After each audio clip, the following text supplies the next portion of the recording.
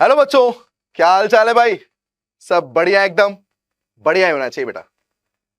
तो JEE advance 2023 में next reaction के साथ, मतलब आज अपना 8th लेक्चर है, मतलब 8वीं रिएक्शन के साथ अपन ये लेक्चर स्टार्ट करने वाले हैं। तो अब आप जेई एडवांस के बहुत नजदीक आ चुके हो, अपने इस मंजिल के बहुत नजदीक आ चुके हो जिसकी मेहनत आप बहुत दिनों से करते हुए आ रहे हो। इस समय आपने क्वेश्चन प्रैक्टिस काफी अच्छी करनी शुरू कर दी है, टेस्ट लगाने शुरू कर दिए। हो सकता है टेस्ट में गलतियां हो रही हो, नो डाउट, कोई दिक्कत नहीं है बेटा। तो ये बहुत ही शानदार बात है कि कुछ चीजें समझने पर समझ नहीं आती जब तक कि खुद पर वो बीत ना जाए।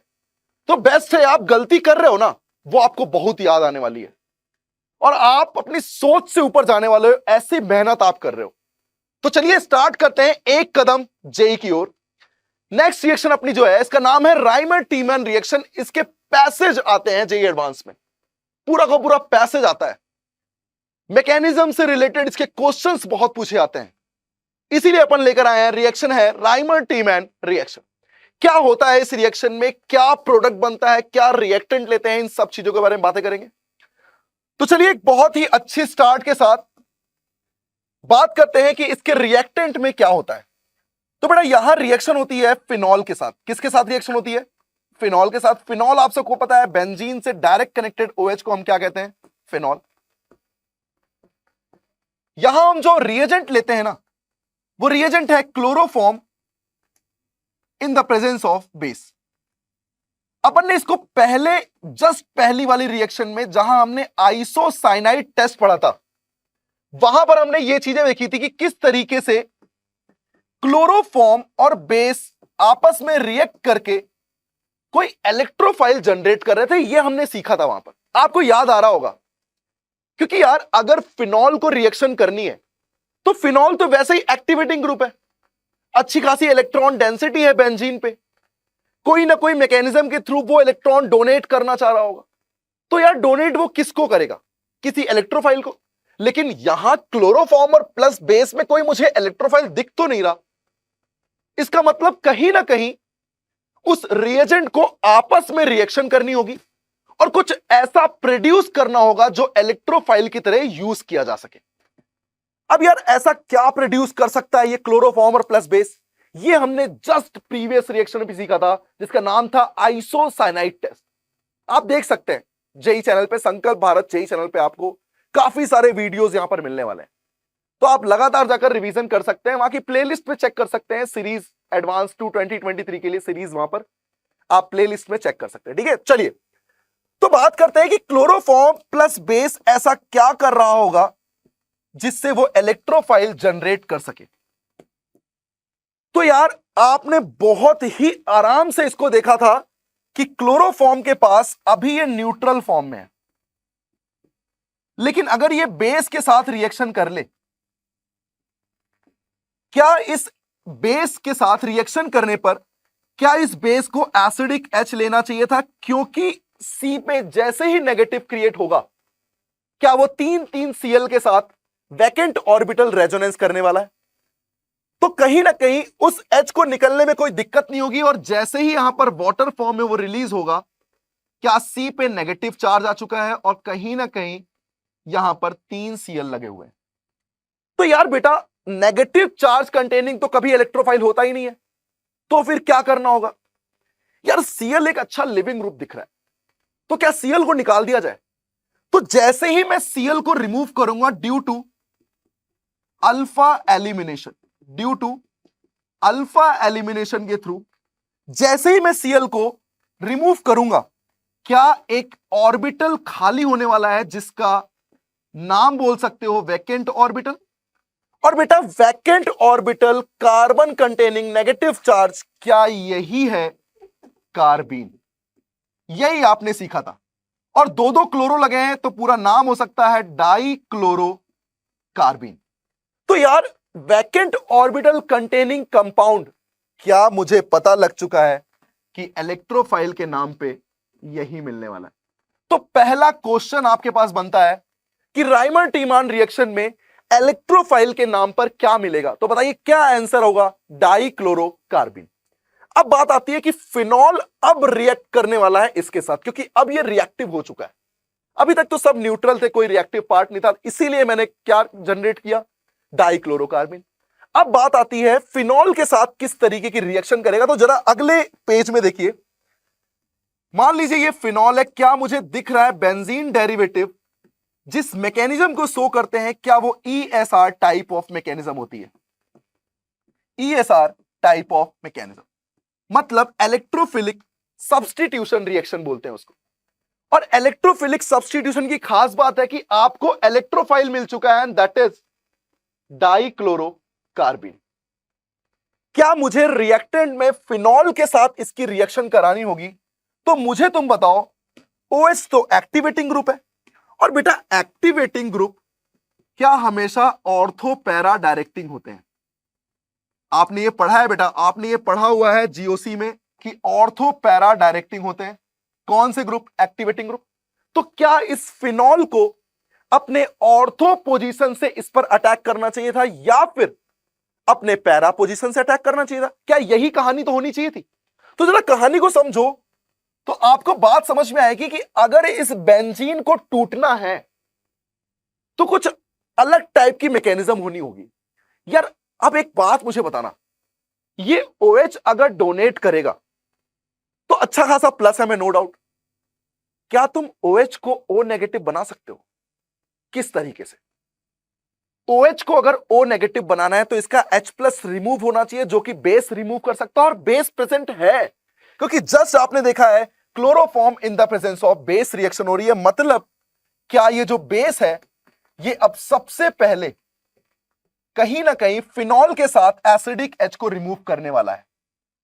तो क्या मैकेनिज्म का सबसे पहला पार्ट होगा कि इस OH के साथ जैसे ही बेस रिएक्ट करेगा, क्या ये कहीं ना कहीं O नेगेटिव क्रिएट करने वाला है, मतलब एक फिनॉक्साइड आयन क्रिएट करने वाला है। और फिनॉक्साइड आयन की एक्टिवेटिंग टेंडेंसी और अच्छी होती है, तो रिएक्टिविटी भी और अच्छी हो गई। अब ये क्या करना चाहिए? अब मैंने आपको बताया कि एक्टिवेटिंग ग्रुप क्या होते हैं, ऑर्थो पैरा डायरेक्टिंग, तो ये डीलोकलाइज होगा और ऑर्थो पोजीशन पे आएगा। और जैसे ही ऑर्थो पोजीशन पे आएगा, क्या इसे डाइक्लोरोकार्बन के साथ रिएक्शन करनी चाहिए थी कुछ इस तरीके से। जैसे ही नेगेटिव यहां आएगा ना, ये तुरंत इसको क्या करेगा, इलेक्ट्रॉन दे देगा। तो जरा ध्यान से देखना बेटा, यहां बन चुका है डबल बॉन्ड O, जो कि रेजोनेंस किया था इसने। यहां से C के साथ 2 Cl कनेक्टेड थे, नेगेटिव चार्ज लगा हुआ था। H अभी भी प्रेजेंट होगा क्योंकि एक वैलेंसी H है, और बाकी के पाई बॉन्ड क्या एग्जैक्टली यही होंगे। ये ESR टाइप ऑफ मैकेनिज्म का पहला स्टेप होता है, जिसको बोलते हैं अटैक ऑफ इलेक्ट्रोफाइल। इसको बोलते हैं अटैक ऑफ इलेक्ट्रोफाइल। अब क्या करना चाहिए? यार बेंजीन टूटी है, क्या मुझे बेंजीन को दोबारा बनाना होगा? यही ESR अपने अगले स्टेप में करता है। इसका नाम है removal of proton, removal of hydrogen या रिमूवल ऑफ प्रोटॉन। मतलब ये C नेगेटिव इंट्रामोलिकुलरली H को लेगा, पाई बॉन्ड बनाएगा और ये पाई बॉन्ड तोड़ देगा। तो क्या बेंजीन वापस से बन चुकी है? बेंजीन वापस से बन चुकी है, C पर H आ चुका है, 2 Cl लगे हुए हैं और O पे नेगेटिव आ चुका है। क्या इसने वाटर ही तो रिमूव किया था बेस के साथ, मतलब क्या इस वाटर के साथ ये न्यूट्रल हो जाएगा? मतलब अब फिनॉल वापस से बन चुका है,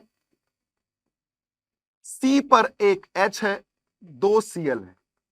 यार बेस तो अभी भी प्रेजेंट है, और जब बेस अभी भी प्रेजेंट है तो तुम मुझे बताओ, क्या बेस को न्यूक्लियोफिलिक सब्स्टिट्यूशन करना चाहिए कि नहीं करना चाहिए? और जैसे ही 2 मोल सब्स्टिट्यूशन होंगे तो मुझे बताइए, एक बार ये रिप्लेस, एक बार ये रिप्लेस, क्या फाइनली मुझे दिख रहा है कि फिनॉल तो वापस से बन गया था, C पर H थे और 2 OH थे, और 2 OH सेम कार्बन पे क्या रिलीज करते हैं बेटा? वाटर। तो फाइनली अपने पास जो बनने वाला है प्रोडक्ट वो है CHO, जिसको हम बोलते हैं ऑर्थो हाइड्रोक्सी बेंजल्डिहाइड। क्या बोलते हैं इसको? Ortho hydroxy benzaldehyde. इसका एक बहुत फेमस नाम है जिसे हम बोलते हैं सैलिस एल्डिहाइड। क्या बोलते हैं इसको? सैलिस एल्डिहाइड। और अगर मैं IUPAC नाम की बात करूं तो क्या बोलोगे? मेन फंक्शनल ग्रुप एल्डिहाइड है, ऑर्थो हाइड्रोक्सी बेंजल्डिहाइड।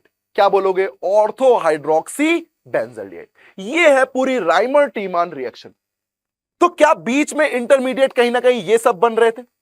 क्या CCl2 एज अ इलेक्ट्रोफाइल था, डाइक्लोरोकार्बिन बोलते हैं, और मेजर प्रोडक्ट के नाम पे ऑर्थो भी बन सकता था और पैरा भी बन सकता था। जनरली यहां हाइड्रोजन बॉन्डिंग है तो मैं कह सकता हूं डेल नेगेटिव और डेल पॉजिटिव में कहीं ना कहीं क्या हो रहा होगा? हाइड्रोजन बॉन्डिंग हो रही है। इसीलिए हम यहां पर क्या बनाते हैं? सैलिस एल्डिहाइड। जरा ध्यान से फिर से मैकेनिज्म को देखो। तुमने CCl2 पे क्या किया था? अटैक करवाया था। तो क्या मैकेनिज्म स्टार्ट यहां से हुई थी बेटा? क्या मैकेनिज्म में सबसे पहले क्या हुआ? CCl2 अटैक किया। क्या CCl2 के बाद उसने बेंजीन रिंग को दोबारा से फॉर्म किया? बेंजीन रिंग को दोबारा से फॉर्म करते हुए क्या इसने लास्ट स्टेप में OH को रिप्लेस किया और फाइनली अपने पास जो प्रोडक्ट बना वो ये बना। इस तरीके से अपने को पूरी तरीके से ये मैकेनिज्म समझ में आती है। अच्छा, मान लो ये CHCl3 नहीं होता, मान लो रिएक्शन में थोड़ा सा चेंज करता हूं मैं। मान लो फिनॉल है और फिनॉल के साथ मैंने क्या किया? CCl4 ले लिया है। क्या ले लिया है? CCl4 बेस है मेरे पास यहां पर। अब क्या होना चाहिए था? जरा ध्यान से देखिएगा इस पूरी रिएक्शन को, क्योंकि ऐसी रिएक्शन आपको फिर से क्लियर कर जाएंगी पूरी मैकेनिज्म को। क्या CCl4 अभी भी कोई इलेक्ट्रोफाइल तो है नहीं, क्योंकि यार इलेक्ट्रोफाइल तब होगा जब कोई वैकेंट ऑर्बिटल हो। अच्छा, CCl4 के पास H भी नहीं है कि बेस H ले ले, तो क्या होना चाहिए? तो सबसे पहला स्टेप यहां क्या होता है बेटा? ये CCl4 अपने एक Cl को कहीं ना कहीं एलिमिनेट करता है due to alpha elimination, due to alpha elimination. और जैसे ही अल्फा एलिमिनेशन होगा, क्या मुझे क्लियरली पता है कि C पर एक वैकेंट ऑर्बिटल आ चुका है जो कि उसे इलेक्ट्रोफाइल बना देगा। तो क्या ये कहीं ना कहीं इलेक्ट्रोफाइल मुझे मिल चुका है? क्या फिर से वही कहानी होगी? बेस फिनॉक्साइड बनाएगा जिससे और अच्छा एक्टिवेटिंग ग्रुप हो जाए, फिर ऑर्थो से कनेक्ट होगा। तो क्या मैं इस चीज को डायरेक्ट कर सकता हूं कि फाइनली जब हम OH और बेस के साथ रिएक्शन करेंगे तो यह बनेगा फिनॉक्साइड आयन, और फिनॉक्साइड की रिएक्शन क्या अब मुझे इलेक्ट्रोफाइल CCl3 के साथ करनी चाहिए? तो क्या ये ऑर्थो से अटैक हो जाएगा? और आपको पता है भाई बेंजीन वापस से बन रही थी, आपने अभी देखा है। तो क्या वो फिनॉल बन चुका होगा? 3 H जुड़ चुके होंगे, मतलब 3 Cl जुड़ चुके होंगे। क्या यही तो कहानी रही होगी? क्योंकि तीनों चीजें क्या जुड़ चुकी है। अब क्या किया था आपने? लास्ट में बेस से रिप्लेस किया था, और जैसे ही आपने बेस से रिप्लेस किया, क्या ये तीनों Cl कहीं ना कहीं 3 OH से रिप्लेस होंगे? और जब 3 Cl 3 OH से रिप्लेस होंगे बेटा, तो मुझे बताओ क्या फाइनल प्रोडक्ट जो बनना चाहिए वो कहीं ना कहीं C पर 3 OH आ जाएंगे? और बेटा 2 OH से क्या रिलीज होता है? वाटर। तो क्या वाटर रिलीज होते ही अब जो प्रोडक्ट बनने वाला है वही आपका मेजर प्रोडक्ट होगा, जिसे हम कार्बोनिल कंटेनिंग OH मतलब बेंजोइक एसिड बोलते हैं। क्या बोलते हैं इसको? Benzoic acid. और बहुत फेमस एक नाम है इसका, इसका नाम है सैलिसिलिक एसिड। क्या नाम है इसका? Salicylic acid. आप इसको बोल सकते हो ऑर्थो हाइड्रोक्सी बेंजोइक एसिड। ऐसी टाइप की रिएक्शन कर सकते हो। अच्छा, और क्या कर सकते थे इसी बिहाफ पे? जरा एक और टाइप ऑफ रिएक्शन इसी में देखते हैं, जरा ध्यान से देखिएगा बेटा।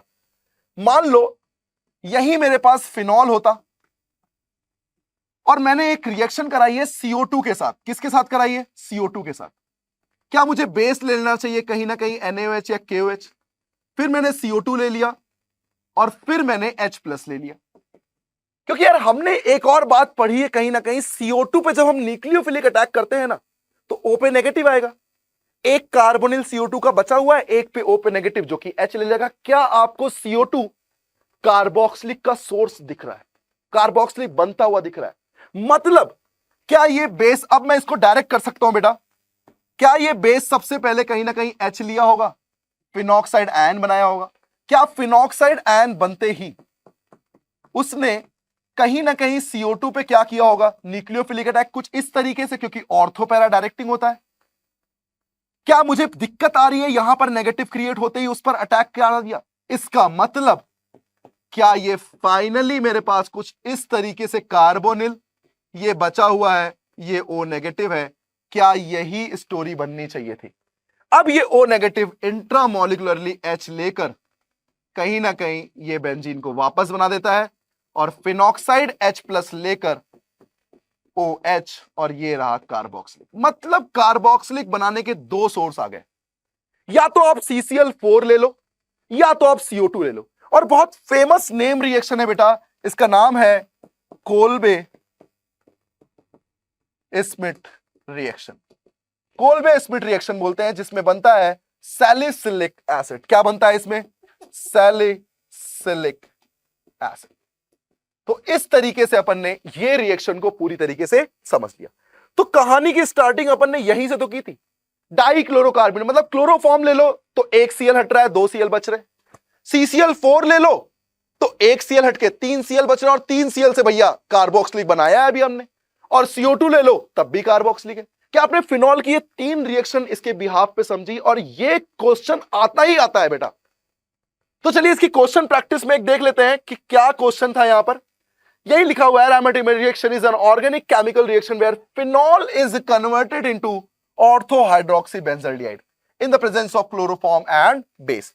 हमने कई सारी चीजें चेंज भी की है और रिएक्शन वहां से हो गई है। क्या मुझे दिख रहा है ये रायमाटिमर रिएक्शन ही है?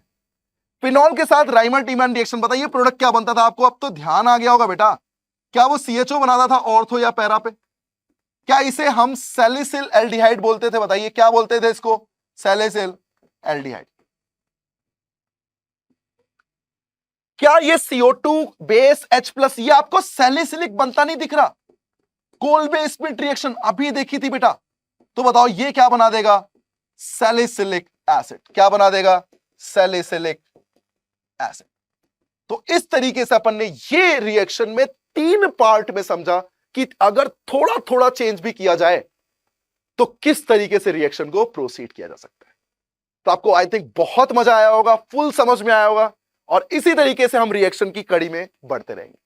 ठीक है, तो best of luck for advance 2023, और बहुत बहुत आप बिल्कुल अच्छा करोगे बेटा, विश्वास मानिए। ठीक है, चलिए, थैंक यू।